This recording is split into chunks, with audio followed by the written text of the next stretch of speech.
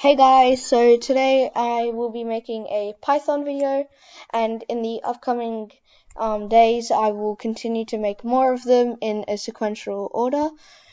So in this one we will be talking about operations in Python, so plus, division, subtraction, addition. All of these will be used, and after we've covered them and know how to use them, at the end of it we'll just use a quick side project to make a calculator app. So let's get right into it. So first of all, we'll start with how to do addition, subtraction, division, and multiplication. So for addition we go 8 plus 4, and we have to remember to use the 8 we have to remember to use the print. So print is kind of like write it down, so once you click this, so it will come down. So that's how you do addition. Pretty simple, straightforward. Subtraction, it's the same as addition, just using a different symbol, and again you would get 4 here. And when we do division, we would get 8 divided by 4, which is 2, and our answer will be 2. So the reason that's in a decimal value is because division can go into decimal value sometime, but I'll be talking about that later on in the video. So now we'll do print, and we can also do 8 times 6, but we use an asterisk symbol in Python. 8 times 6, and that should be 48, and our answer is 48. Now you can also, when you click this and it doesn't work, also remember you can also try using the right click and do run operations. So I forgot to tell you this earlier, but I'm making my Python using this Python code on PyCharm. It's both on Mac and Windows as far as I know, and I'm using Windows, so for Mac you might be a bit different, but I'm currently using it for Windows. So now that we've done prints, now that we've done this, we're going to go and do a bit about division more. Let's go. So when I do 8 divided by 3, I get 8 divided by 3, I get a decimal value. So when I put double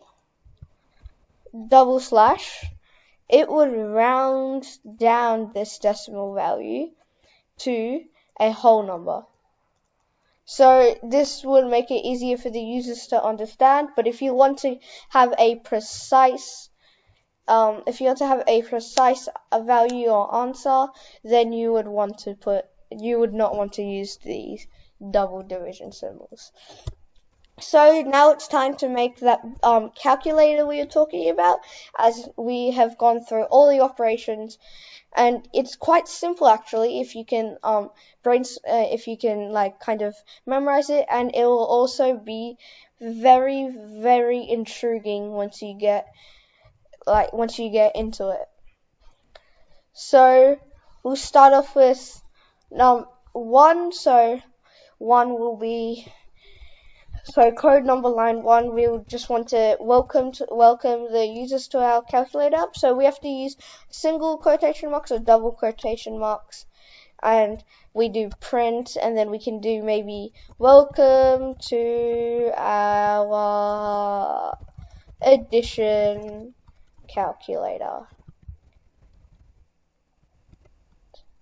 So now that we've done all of that, we can get into the code.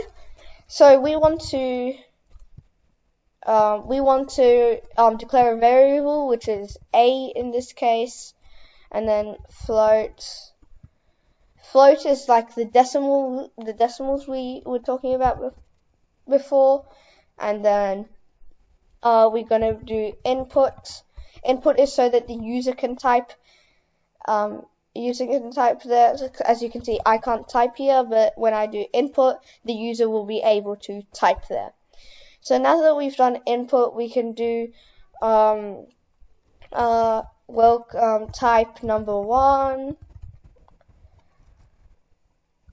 and just put a colon at the end, and we'll run it to see if it works, and as you can see, it does.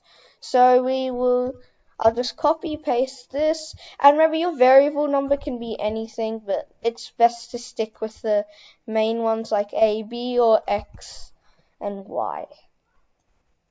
And then we go to, and now that we've done this, we can just stop and rerun. And welcome to number, so 12 and 12, and there we go. So now that we know that working, we'll get into the addition part. So I want my total, to come up on the screen. So total, and then we can do equals to a plus b.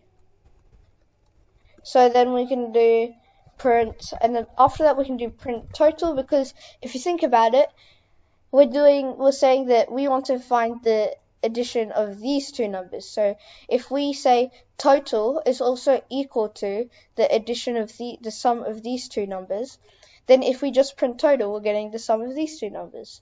So that's just it broken down. So we'll do 12, 12 again, and we finish off with 24.